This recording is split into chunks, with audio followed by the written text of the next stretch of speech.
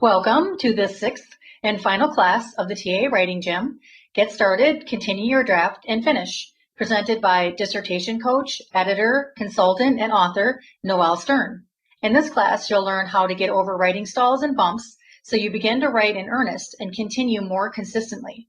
Noelle will also be sharing suggestions, tools, techniques, and reassurances to support you in writing, persisting, and completing your project. Hello, Noelle. Hello, Kim, and thank you. A pleasure to be with you all today. Welcome. You're here because you want to get started writing or continue and finally finish your project. I'll tell you, I need these same lessons. That's why I'm teaching this webinar. And in a moment, I'll give you an outline of today's session. I've started, continued, and finished a lot of pieces and published them, many for the TAA blog abstract, for other publications as well, academic, writing craft, and spiritual pieces. But I'll tell you, it doesn't get easier, well, maybe a little. To help, I've developed many techniques, methods, and I have to say teases to get myself to start, continue, and finish. It must have worked because I've written 2 books in the process. I'm working on 2 more, and always more articles. So today, I'll share some of my most workable methods with you so you can take what you feel is the most valuable and use them in your own projects. So here are the topics. Expect, promise yourself and sit, outline, diaper it, fix, walk away, and return and write. These 7 titles form the essence and secret of starting, continuing, and finishing. You may have heard or read about them or got nagged about some. If so, they're reminders. If they are new to you, I'm glad. I must warn you, though, that one more ingredient is essential. This is thinking. Our articles, books, book chapters, dissertations, essays don't write themselves.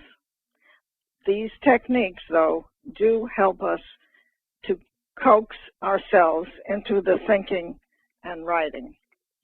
So first, expect. Expect to write.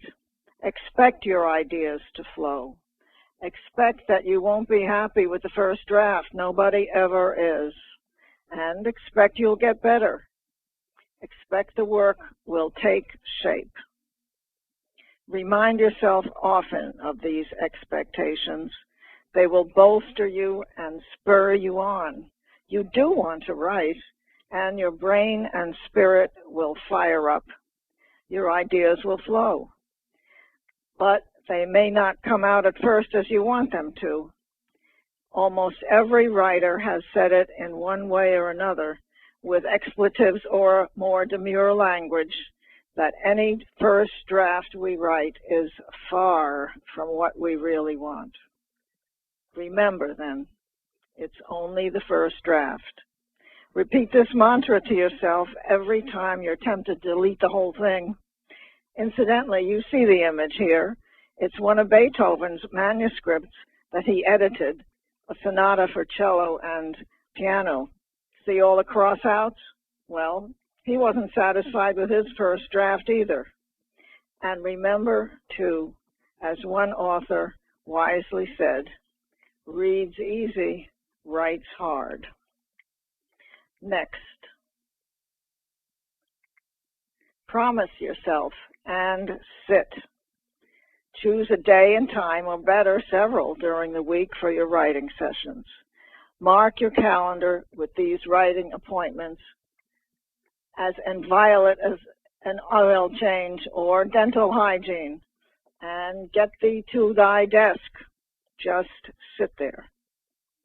We know, I'm sure, that procrastination can threaten to knock out all your good expectations and excitement.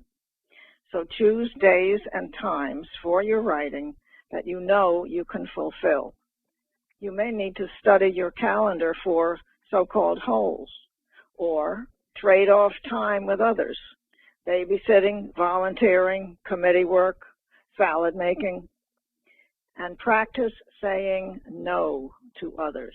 This is very important. If you have a family, tell them in advance about your writing schedule. They will generally cooperate. At your scheduled appointment, shut the door, turn off your phone, or hide it in the closet. Keep your fingers away from the internet. You are saying yes to yourself. And make promises to yourself for your writing that you know you can keep. 15 minutes, 20, 30, everything counts. Even if you squirm, even if you groan, even if you stare at the clock and chew your nails, just sit there. After a while, you'll get tired of all that stalling and pick up your pen or shake your mouse. You can also remind yourself of the 5-second rule. You see the URLs for further explanation. The 5-second rule is from author Mel Robbins in the book, The 5-Second Rule. And the rule is, quote, "The moment you have an instinct to act on a goal, you must act on it immediately or within 5 seconds. Otherwise, you'll procrastinate." Another very good method is called the Pomodoro technique, named by the originator, Francesco Cirillo, from the tomato-shaped timer he used when he was a university student. All you need is any kind of timer. Cirillo describes the steps. 1, choose a task to be accomplished. 2, set your Pomodoro timer for 25 minutes. 3, work on the task until the Pomodoro rings. Then put a check on your paper or your screen heading. 4, take a short break, like for 5 minutes. 5, every 4 Pomodoros, take a longer break. You can also vary your Pomodoro sessions and your breaks. And again, it's worth it to look at the URL that I have at the bottom of the page here. So to help you further get going, our next topic, I suggest outline. Outlines are your friend. I can hear you cringing already, but they don't have to constrict you. They give you places to start, stop, jump to, and procrastinate from. And in a little while, they'll come in handy for the next suggestion. An outline, though, helps you avoid panic as you stare at the blank screen or page. So write one. The writing, I promise, will go easier when you do. Your outline doesn't have to be a fancy, multi-layered job we were supposed to learn in high school. Whether you're an organic writer, also known as a pantser, writing by the seat of your pants, or a habitually outline one, a plotter, an outline can help you tremendously. It gives you some structure, and it doesn't have to be inviolate. You don't have to have all your ideas lined up either. You can change the outline as your thinking develops. As broad as the outline may be, it will help you think more deeply and logically and lead to related ideas and points. Look at this outline. It's the most rudimentary one could ever see. You see the prescription pad? Well, the poet and physician William Carlos Williams hand wrote this early 3-point outline for one of his major works. It was the epic poem called Patterson. Simple, yes, but it was a starting point, and I imagine gave Williams an anchor. Our outlines, though, work best with the next suggestion. Diaper it. This is ridiculously simple, I know. But it answers that cry, I don't know where to begin. Or that other one, I don't want to do this. So print or retrieve your outline. Choose one idea only, one heading or one subheading. Then, with Post-its, index cards, book jackets, bubble gum, diaper the rest. Don't laugh. A writing friend of mine, a new mom with two very young children, came up with this idea when she was suffering through endless diapering of her babies and had no time to write. As I watched her one day, we both realized that the diaper ritual could be applied metaphorically to writing. You focus on one kid, one diaper, one task, like this.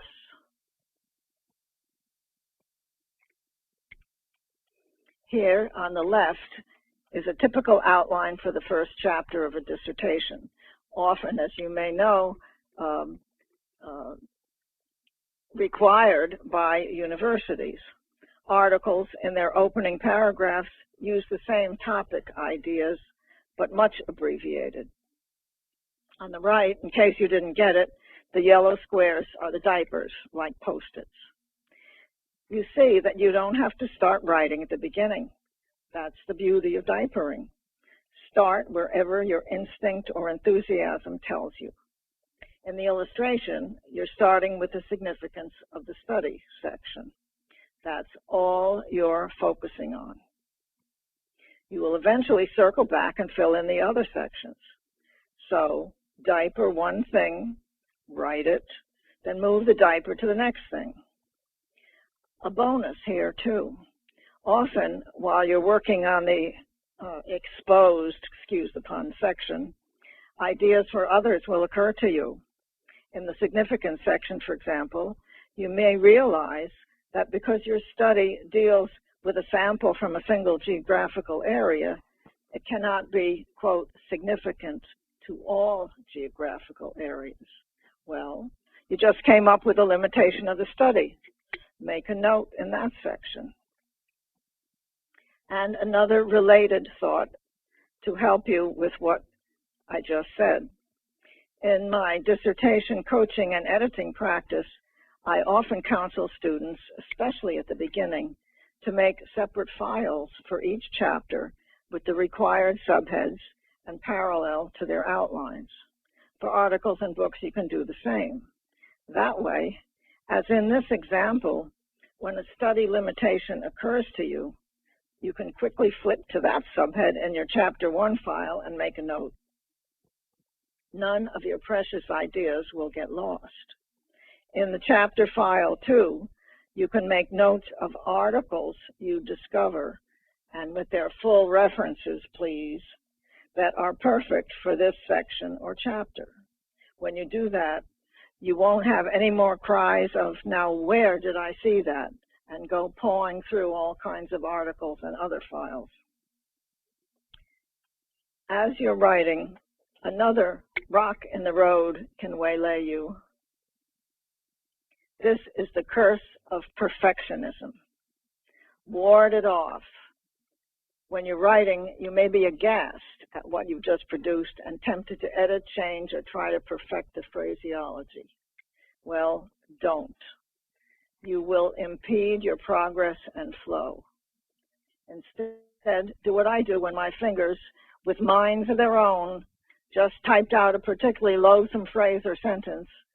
In all caps and bold, right in the manuscript, I type in big letters, fix. Typing fix or an equivalent, like, again in all caps and bold, come back to this, or terrible, or another less polite descriptive adjective, assuages your inner judge. You're admitting to him or her that you know what you just wrote is awful and promising to come back. You're reminding yourself again that it's only the first draft. You will come back and fix it. A note here, as you see from the URL below, Dr. Rachel Cayley, another TAA member, kindly gave me permission to refer to her blog post, also in TAA, called Write Your Way Out. In a variation of fix, she recommends writing notes and questions to yourself on the main manuscript in a different font. For example, do I need to define this term? Am I making my point clearly here? So, with all these fixes and other rude reminders, you finally finish your first draft. Now what? Walk away. Once you're done, horrendous as you think the draft is, hit save and walk away. Leave it alone. Let it and yourself breathe. Go do something else that needs doing or you want to do. You see my examples. I'm sure you have your own. Putting distance between your drafts is time-honored writing advice. Your conscious mind needs a breather. See, in this regard, a fine article, as you see down below, by Thomas Opong, How to Immediately Refresh Your Brain to Restore High-Level Thinking. Remember, too, that even though you have consciously walked away, your subconscious is always working. So be prepared. When you're sitting in the auto body shop watching the other customers moan over their bills, you'll think of an idea, correction, or adjustment on your project. On the back of your own bill, get it down. Or, as with many of us, just as we're falling asleep or waking up, suddenly we think of some big gap in the logic of our argument, or we remember a perfect recent article to refer to. This is the time to whip out your notepad or iPad and get it down for later. After you walk away, leave the manuscript for a few hours, a day, a few days, even a week. Listen to yourself for the right break time. And when you're ready, return and write. Now you'll face all those fixes and questions you asked yourself in your fancy alternative font, and shocking and unbelievable as it may seem, you will see your work with new eyes. What needs to be fixed, revised, rewritten, thrown out, and kept. This is called the editing process. Getting distance from your work is somehow magical, and neurologists haven't yet figured out why. But when you come back, you'll see what needs to be done. The grammar, coarse typos, but also awkwardnesses, redundancies, repetitions, and fuddled thinking will glare out at you. But again, don't be too dismayed or too self-judgment. Remember that mantra, it's only my first draft. Some coaches recommend that you read the manuscript aloud. This method can be very good, give you additional distance, and you'll hear a lot of what's wrong. Or you could read it to another person and don't look at them as they either fall asleep or giggle. If you're brave, give the manuscript to a knowledgeable and kind colleague, someone who knows your field and whose opinion you respect. Another person's input can be very valuable. But again, use your own judgment with the suggestions. They are for you to consider and not necessarily import wholesale. A further hint, as you're editing, you may want to use the word program track change feature or an equivalent to save your different drafts. Sometimes you'll have second thoughts and want something later that you deleted earlier. So it's a good idea to keep all your drafts. Repeat the formula. Edit, walk away, return, and write. And with one or more edits, you are now on your way to finishing. These are the techniques I have found most helpful and continue to practice. I hope you find them helpful too. I wish you progressively great drafts. I wish you perseverance and consistency in your writing. and I wish you only enthusiastic starting, continuing, and finishing.